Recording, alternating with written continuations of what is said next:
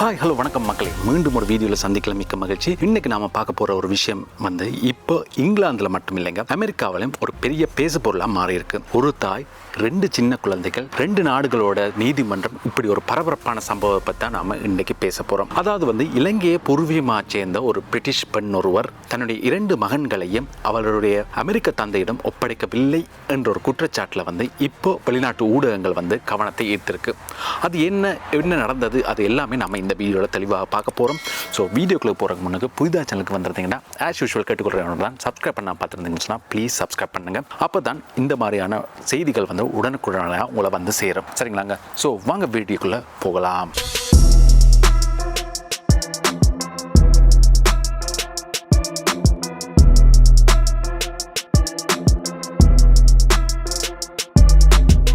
Okay, நான் சொன்ன இந்த விஷயம் பெரிய பேசு பொருளாயிடுச்சு. ஓகே, அந்த 2 குழந்தைகளும் இப்போ இங்கே இருக்கிறார்கள். ஏன் இந்த வழக்கு நீதிமன்றம் வரைக்கும் போயிருக்கு, அந்த குழந்தைகளுக்கு என்ன நடந்தது என்றது எல்லாமே இந்த வீடியோவில் ஃபுல்லாக பார்க்க போகிறோம். ஸோ ஸ்கிப் பண்ணி பார்க்காதீங்க, அப்போ தான் உங்களுக்கு புரியும் என்ன நடந்ததுன்னு சொல்லி. முதல்ல இந்த சம்பவம் என்னன்னு சொல்லி பார்த்தோம்னு சொன்னால், இலங்கை வம்சாவளியைச் சேர்ந்த 34 வயதான நிஷிகா மதுரங்க என்ற பிரிட்டிஷ் பெண் ஒருவர் தொடர்பான வழக்கை பற்றி தான் நம்ம இந்த வீடியோவில் பேச போகிறோம். இவருக்கு 2 மகன்கள் இருந்தது.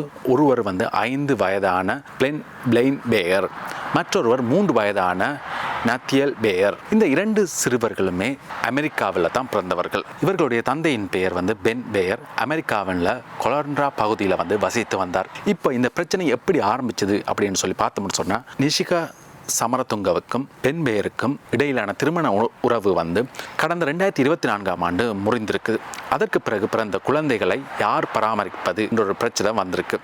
குழந்தைகள் எங்கே இருக்க வேண்டும் என்ற விஷயம் நீதிமன்றத்துக்கு போயிட்டுது. கொலராடோ நீதிமன்றம் ஒரு கட்டத்தில் குழந்தைகளோட முக்கிய பாதுகாப்பு உரிமை தந்தை பென் பேயருக்கே வழங்கப்பட வேண்டும் அப்படி என்று உத்தரவிட்டது. ஆனால் அதே நேரத்தில் குழந்தைகள் தங்களுடைய தாயை சந்திக்கவும் நீதிமன்றம் அனுமதி கொடுத்திருந்துச்சு. அதன்படி குழந்தைகளை தங்களுடைய தாயை சந்திப்பதற்காக இங்கிலாந்துக்கு வந்திருக்கிறார்கள். ஆனால் இங்கே தான் பிரச்சனையை ஆரம்பிக்குது. கடந்த மார்ச் மாதம் 29ஆம் தேதி குழந்தைகளை மீண்டும் அமெரிக்காவுக்கு அழைத்து செல்ல வேண்டிய நேரத்தில் நிஷிகா சமரதுங்க தங்களுடைய பிள்ளைகளை தந்தையிடம் ஒப்படைக்கவில்லை அப்படி என்ற ஒரு குற்றச்சாட்டு எழுந்திருக்குது. அதுக்கு பிறகு அவர் மற்றும் அவருடைய 2 குழந்தைகளுடைய இருப்பிடமும் தெரியவில்லை என்று தெரிவிக்கப்படுது. இதையடுத்து குழந்தைகளோட தந்தை பென் பேயர் தனது மகன்களையும் மீண்டும் பெற்றுக்கொள்வதற்காக லண்டன் உயர் நீதிமன்றத்தில் வழக்கு தொடர்ந்திருக்கிறார். அவர் கூறிய முக்கிய விஷயம் என்னன்னு சொன்னால், 2 குழந்தைகளும் ஆட்டிசம் பாதிப்பு இருக்குது.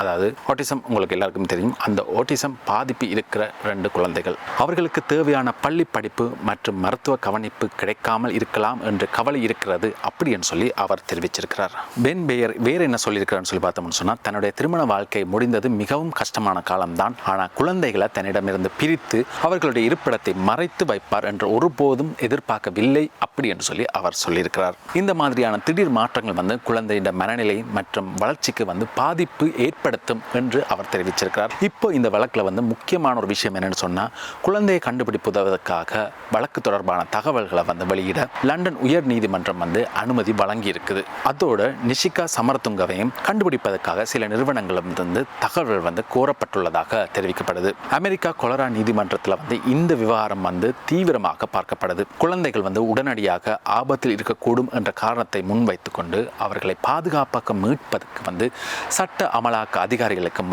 அனுமதி வழங்கப்பட்டுள்ளதாக தெரிவிக்கப்படுது. ஆனா இங்க இன்னொரு விஷயத்தை சொல்லணுங்க. இந்த வழக்கு தற்போது குற்றச்சாட்டுகள் மட்டுமே முன்வைக்கப்பட்டிருக்கு. நிஷிகா சமரதுங்க தரப்பு விளக்கம் முழுமையாக வெளியிடப்படவில்லை. அதனால நீதிமன்றத்தின் இறுதி முடிவு தான் இதில் முக்கியமானதாக இருக்கும். ஸோ இப்பவே கமெண்ட் செக்ஷன்ல என்ன கழுவி ஊப்தாதீங்க. இப்போ இந்த சம்பவம் ஒரு குடும்ப பிரச்சனையை தாண்டி சர்வதேச சட்ட பிரச்சனையாக மாறி இருக்கு. ஏன்னு சொல்லி பார்த்தோம்னு சொன்னா, ஒரு பக்கம் குழந்தைகளோட பாதுகாப்பு, இன்னொரு பக்கம் பெற்றோரோட உரிமை, அதோட 2 நாடுகளோட நீதிமன்ற உத்தரவுகளும் இதுல சம்பந்தப்பட்டிருக்கு. இனிமேல் இந்த வழக்கில் என்ன நடக்க போகிறது, குழந்தைகள் பாதுகாப்பாக மீட்கப்படுவார்களா, நீதிமன்றம் என்ன முடிவெடுக்க போகிறது என்றது எல்லாத்தையுமே பொறுத்திருந்து தான் பார்க்க வேண்டும். இந்த சம்பவம் பற்றி உங்களுடைய கருத்து என்ன? குழந்தைகள பாதுகாப்புக்கு தான் முதல் முக்கியத்துவம் கொடுக்கணுமா அல்லது பெற்றோரோட உரிமைகளுக்கு சமமாக பார்க்கணுமா? உங்களுடைய கருத்துக்களை மறக்காம கமெண்ட் செக்ஷனில் போடுங்க. மீண்டும் இதே மாதிரி ஒரு வீடியோவில் சந்திப்போம். அது வரைக்கும் விடைபெறுவது உங்கள் அன்பினான. சப்ஸ்கிரைப் பண்ணிட்டீங்கல்ல? இந்த வீடியோ பிடிச்சிருந்துச்சுல்ல? அப்போ லைக்கையும் தட்டி விடுங்க, உங்கள் ஃப்ரெண்ட்ஸுக்கும் ஷேர் பண்ணி விடுங்க. See you on another video. Cheers மக்களே.